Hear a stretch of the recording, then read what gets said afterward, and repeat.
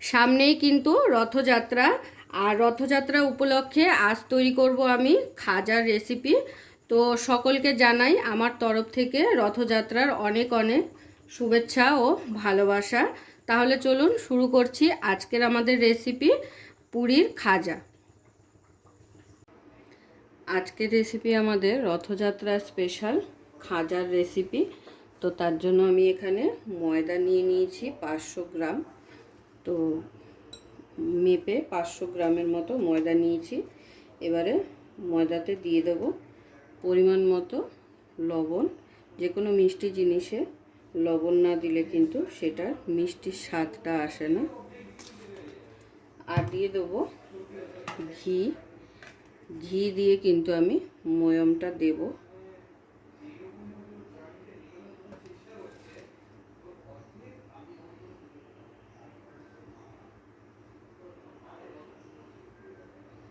আর ময়দার পরিমাণ বুঝে কিন্তু ঘিটা নিতে হবে। এখানে আমি 500 গ্রাম ময়দাতে দিয়ে দিচ্ছি 4 চামচ ঘি।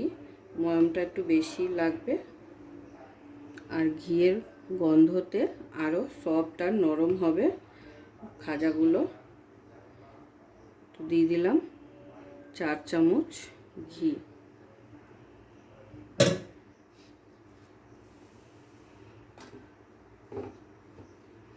আর এই ঘিটা কিন্তু সম্পূর্ণ একদম খাঁটি ঘি, আমাদের বাড়িতে তৈরি করা ঘি এটা। ঘিয়ের সাথে এবারে ময়দাটাকে খুব ভালো করে মাখিয়ে নিতে হবে। আর ঘিয়ের সাথে ময়দাটাকে যত ভালো করে ময়মটা দিয়ে নিতে পারবেন তত কিন্তু আপনাদের খাজাটা সফট হবে।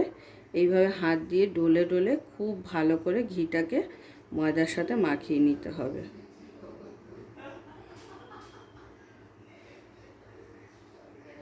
তো দেখুন ময়মটা আমার খুব ভালো করে মিশিয়ে নেওয়া হয়ে গেছে। একটু সময় নিয়ে কিন্তু এটা খুব ভালো করে মিশিয়ে নিতে হবে। আর যখন হাতের মধ্যে এরকম নিয়ে মুঠো করবেন, এরকম চাকা বেঁধে যাবে, তখন বুঝবেন আপনার ময়মটা খুব ভালো করে মিশে গেছে। আবার ভেঙে দিলে সুন্দর ঝরঝরে হয়ে ভেঙে যাবে। তো এবারে আমি অল্প অল্প জল দিয়ে কিন্তু এটার একটা ডো তৈরি করে নেব।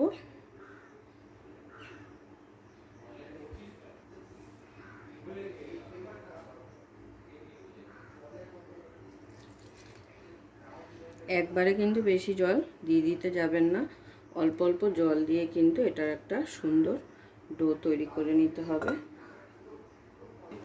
তো দেখুন এত সুন্দর নরম একটা ডো তৈরি হয়েছে, বলার মতো না। যেহেতু আমি হাতে ধরে বুঝতে পারছি, তো সেই ক্ষেত্রে আমি সেটা অনুভব করতে পারছি এতটাই নরম আর সফট একটা ডো তৈরি হয়েছে। এবারে প্রথমে শিরাটা রেডি করে নেব।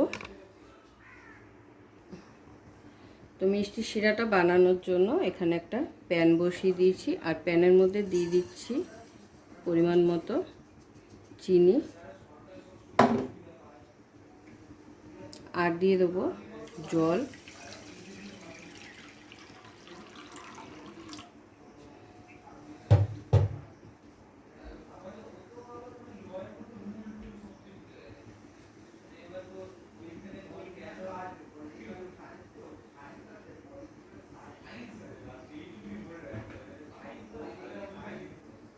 শিরাটায় সুন্দর একটা ফ্লেভারের জন্য দিয়ে দিচ্ছি 3টে এলাচের দানা। এবারে একটু হালকা নাড়াচাড়া করে শিরাটাকে আমাদের তৈরি করে নিতে হবে।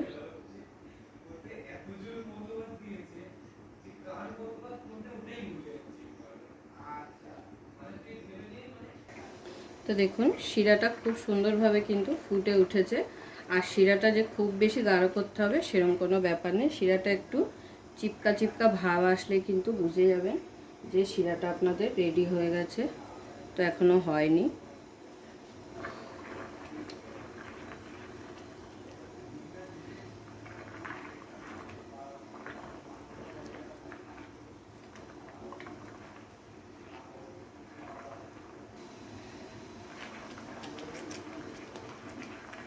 তো এবারে শিরাটাকে একবার চেক করে নেবো আঙুলের মাথায় নিয়ে।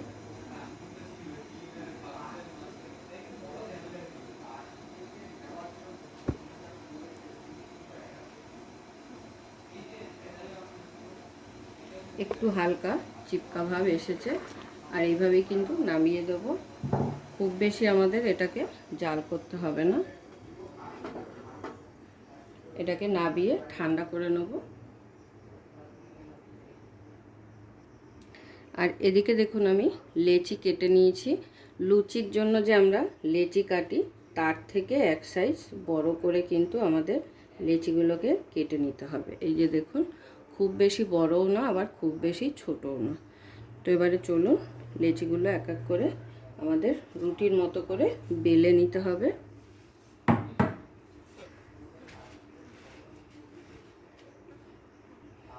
আর এগুলো কিন্তু বেলতে হবে কর্নফ্লাওয়ার দিয়ে, কোনো ময়দা বা আটা সে কিছু দিয়ে না।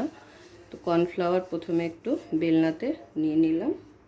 এরপরে একটা লেচি নিয়ে এইভাবে একটু গোল করে সুন্দর করে শেপ দিয়ে বেলে নেব।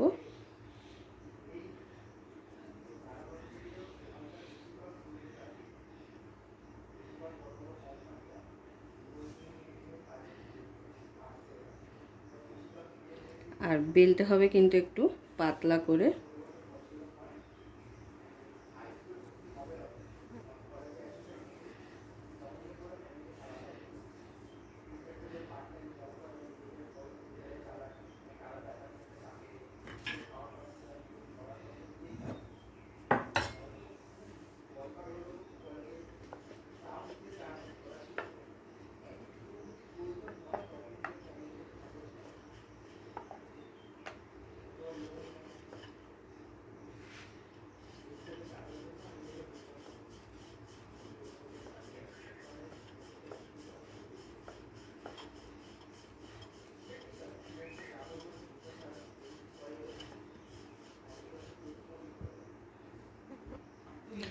তাহলে দেখুন আমার বেলে নেওয়া হয়ে গেছে। আর আমি কিন্তু খুব পাতলা করে বেলে নিয়েছি।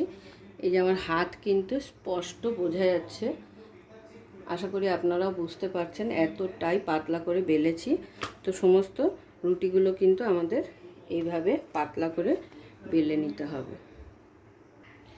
তো দেখুন আমার সমস্ত রুটিগুলো কিন্তু বেলে নেওয়া হয়ে গেছে। এই যে লাস্ট রুটিটা আমি এর মধ্যেই রেখেছি।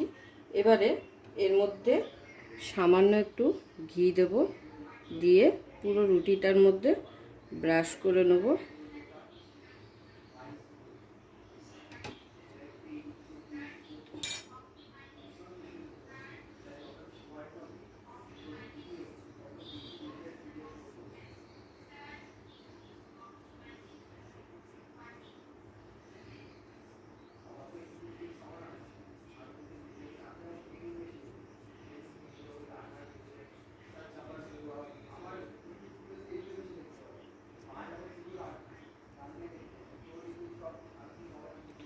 পুরো রুটিটায় ব্রাশ করে নিয়ে আর একটা রুটি নিয়ে এর উপরে বসিয়ে দিতে হবে।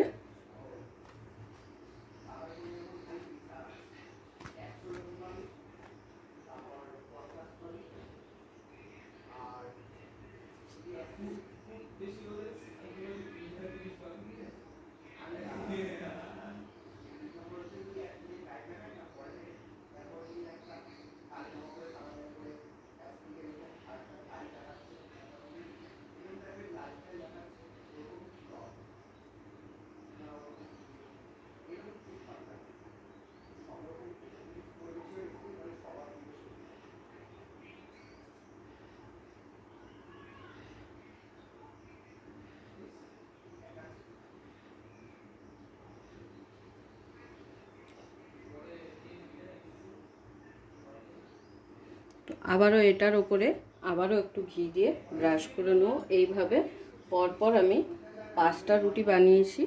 তো 5টা রুটিকে আমাকে এইভাবে সাজিয়ে নিতে হবে। তো সমস্ত রুটি আমার সাজিয়ে নেওয়া হয়ে গেছে। এবারে ফোল্ড করে নেওয়ার পালা। তো এবারে আমি এইভাবে মুড়িয়ে একটার সঙ্গে একটা এইভাবে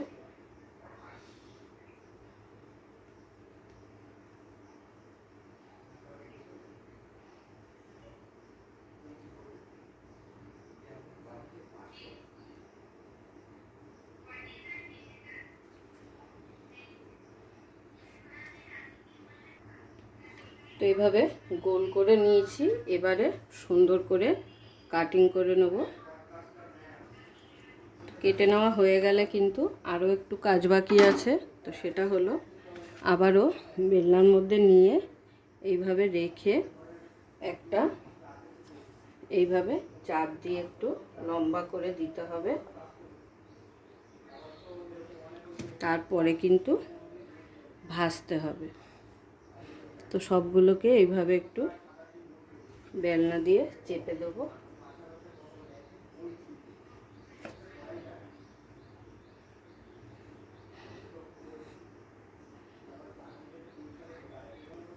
তো দেখুন সবগুলো কিন্তু রেডি করে নেওয়া হয়ে গেছে। এবারে কিন্তু এগুলোকে ভেজে নিলেই তৈরি হয়ে যাবে গরম গরম খাজা। তাহলে চলুন এবারে এগুলোকে ভেজে নেওয়া যাক। এবারে খাজাগুলোকে ভেজে নেওয়ার জন্য এখানে আমি কড়াই বসিয়ে দিয়েছি, আর কড়াইটা কিন্তু গরম হয়ে গেছে। কড়াইতে দিয়ে দিচ্ছি সাদা তেল, আর তেলের পরিমাণটা একটু বেশিই লাগবে।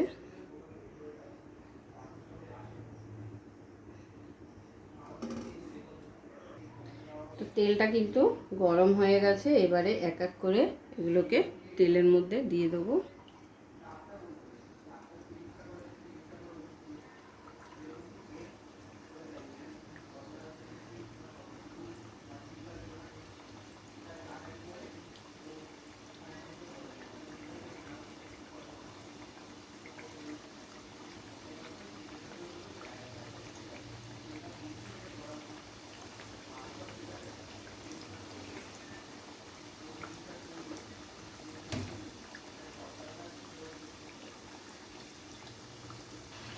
তো দেখুন উল্টে পাল্টে কিন্তু এইভাবে একটু লাল লাল করে ভেজে নিতে হবে।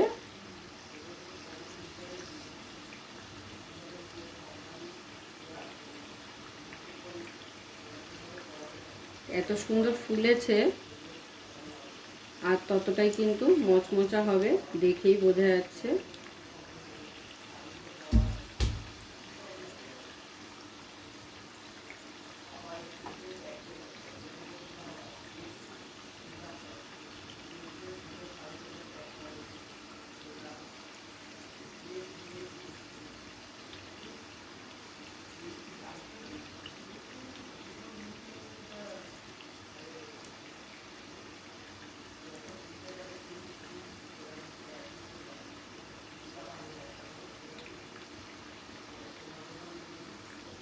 তো দেখুন এগুলো কিন্তু আমার লাল লাল করে ভেজে নেওয়া হয়ে গেছে। এবার আমি গ্যাসের ফ্লেমটাকে কমিয়ে একটা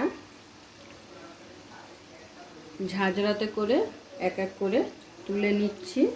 আর তুলে কিন্তু ডাইরেক্ট আমি শিরায় দিয়ে দেবো।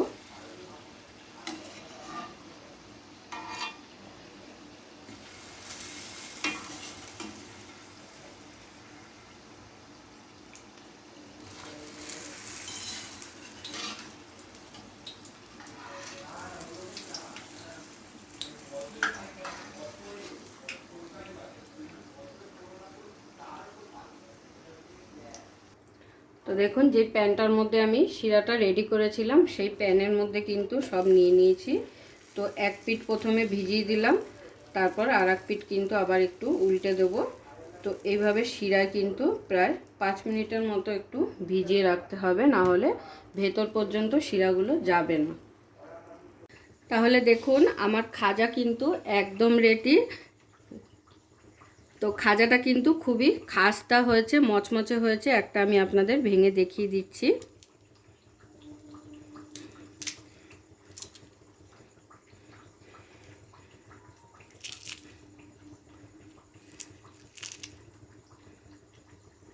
আর এগুলো কিন্তু আমি ভেজে শিরায় ভিজিয়ে আবার তুলেও নিয়েছি।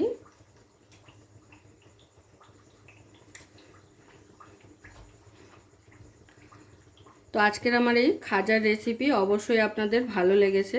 আর যদি ভালো লেগে থাকে তাহলে প্রতিবারের মতো লাইক কমেন্ট শেয়ার করতে কিন্তু ভুলবেন না।